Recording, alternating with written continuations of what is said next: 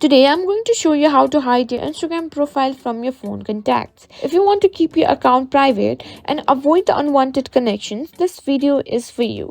Let's get started. First, open the Instagram app on your phone. If you haven't already logged in, simply log in. Once you're logged in, tap on your profile icon in the bottom right corner to access your profile.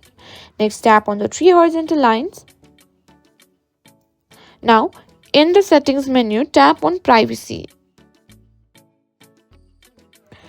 This is where you can simply manage who can see your profile and content.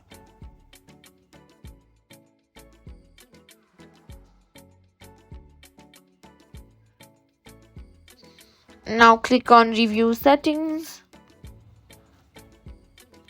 Here you can find connection settings and look for the option that says contact syncing. If it's enabled, tap on it and turn it off.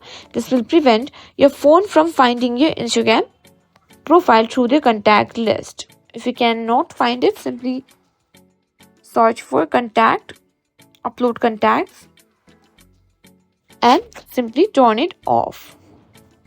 And that's it, you've successfully hidden your Instagram profile from your phone contacts.